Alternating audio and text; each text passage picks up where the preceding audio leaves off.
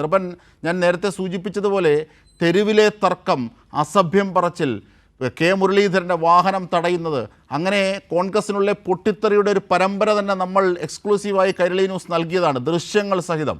ഇപ്പോഴിതാ മണക്കാട് സുരേഷ് നിയമം core committee chairman പദവി രാജിവെച്ചിരിക്കുന്നത് നിസ്സാരമായൊരു സംഭവമല്ല, പ്രത്യേകിച്ച് തദ്ദേശ സ്വയംഭരണ തെരഞ്ഞെടുപ്പ് അടുത്തിരിക്കെ. എന്തൊക്കെയാണ് വിവരങ്ങൾ? അജംഷാദ്, പലതരത്തിലുള്ള തർക്കങ്ങൾ ഈ സ്ഥാനാർത്ഥി പ്രഖ്യാപനവുമായി ബന്ധപ്പെട്ട് ഉണ്ടായിട്ടുണ്ട്. ഒരു വാർഡിൽ മാത്രമല്ല, എല്ലാ വാർഡിലും സമാനമായ തർക്കങ്ങൾ ഉണ്ട് എന്ന് തന്നെ പറയേണ്ടി വരും. കാരണം അതിൽ ഏറ്റവും പ്രധാനപ്പെട്ടതാണ് നിയമം. BJP ആദ്യമായി അക്കൗണ്ട് തുറന്ന വാർഡാണ്. കഴിഞ്ഞ തവണ വി ശിവൻകുട്ടിയാണ് അത് അക്കൗണ്ട് പൂട്ടിച്ചത്. അതിനുശേഷവും BJP തുടർച്ചയായി വിജയിക്കുന്ന നിയമം ഈ വാർഡ് എന്ന് പറയുന്നത് BJP തുടർച്ചയായി ജയിക്കുന്ന ഒരു സീറ്റാണ്. ആ സീറ്റിൽ സ്ഥാനാർത്ഥി നിർണയത്തിൽ സൂക്ഷ്മത പാലിക്കണം എന്ന നിർദ്ദേശം അവിടുത്തെ കോർ കമ്മിറ്റി ചെയർമാനായിട്ടുള്ള മണക്കാട് സുരേഷാണ് പാർട്ടിയെ അറിയിച്ചത്. മാത്രമല്ല, 7-8 മാസക്കാലമായി മണക്കാട് സുരേഷ് അതിന്റെ പ്രവർത്തനങ്ങൾക്ക് നേതൃത്വം വഹിക്കുകയായിരുന്നു. അദ്ദേഹം 3-4 സീറ്റുകളിൽ ഇക്കാര്യത്തിൽ കർശന നിലപാട് എടുക്കുകയും ഈ പറയുന്ന നിയമ സീറ്റിൽ GV ഹരിയെ തന്നെ മത്സരിപ്പിക്കണമെന്ന നിലപാട് അദ്ദേഹം നേതൃത്വത്തെ അറിയിക്കുകയും ചെയ്തു. അവസാന നിമിഷം വരെ GV ഹരി തന്നെ മത്സരിക്കുമെന്ന കാര്യത്തിൽ ഏറെക്കുറെ വ്യക്തത വന്നതാണ്. പക്ഷേ ഇക്കാര്യത്തിൽ അവസാനമാണ് നിയമ ഷജീറിനെ തന്നെ സ്ഥാനാർത്ഥിയാക്കണം എന്ന തീരുമാനം കോർ കമ്മിറ്റി, അതായത് ഈ കെ മുരളീധരൻ ചെയർമാനായിട്ടുള്ള നഗരസഭയുടെ ചുമതലയുള്ള സംസ്ഥാന നേതാക്കളൊക്കെ ഉള്ള കോർ കമ്മിറ്റി അവസാന നിമിഷം നിയമ ഷജീറിനെ സ്ഥാനാർത്ഥിയായി പ്രഖ്യാപിക്കുന്നത്.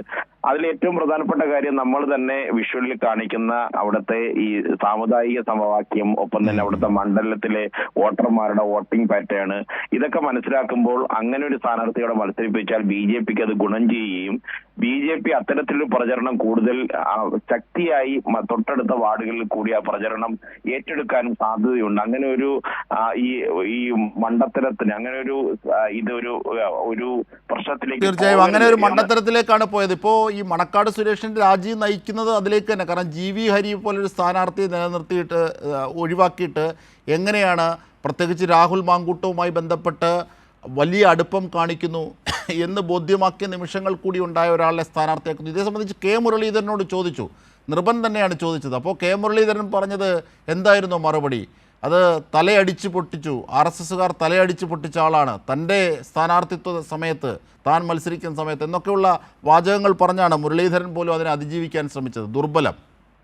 തീർച്ചയായും. കാരണം കെ മുരളീധരൻ അത് പറഞ്ഞേ പറ്റൂ. കാരണം GS ഈ പറയുന്ന GV ഹരിയെ അവിടെ സ്ഥാനാർത്ഥിയാക്കണമെന്ന കാര്യത്തിൽ കെ മുരളീധരന് താല്പര്യമുണ്ടായിരുന്നു. പക്ഷേ അവിടെ മറ്റു തരത്തിലുള്ള സമ്മർദ്ദങ്ങൾ ഉണ്ടായി. ആ സമ്മർദ്ദത്തിൽ അടിപ്പെട്ടാണ് അവസാനം നിയമ ഷജീറിനെ പ്രഖ്യാപിക്കുന്ന ഘട്ടത്തിലേക്ക് വന്നത്. പക്ഷേ ചെറിയ തരത്തിലുള്ള തട്ടൽ മുട്ടൽ ഉണ്ടാകുമ്പോൾ അത് വലിയ പ്രശ്നമൊന്നുമില്ല എന്ന തരത്തിൽ തള്ളിക്കളയുന്ന സമീപനമാണ് കഴിഞ്ഞ ദിവസം കെ മുരളീധരൻ സ്വീകരിച്ചത്. ഇതിലൊക്കെ അടക്കമുള്ള പ്രതിഷേധമാണ് ഇപ്പോൾ മണക്കാട് സുരേഷ് രേഖപ്പെടുത്തിയിരിക്കുന്നത്. മണക്കാട് സുരേഷ് KPCCയുടെ ജനറൽ സെക്രട്ടറിയാണ്. മാത്രമല്ല, ഈ നിയമം മണ്ഡലത്തിലെ തെരഞ്ഞെടുപ്പ് കോർ കമ്മിറ്റിയുടെ ചെയർമാനാണ്. അദ്ദേഹമാണ് കഴിഞ്ഞ 8-9 മാസക്കാലമായി ആ പ്രവർത്തനങ്ങൾക്കെല്ലാം ഏകോപനം നടത്തുന്ന ഒരു നേതാവ് കൂടിയാണ്.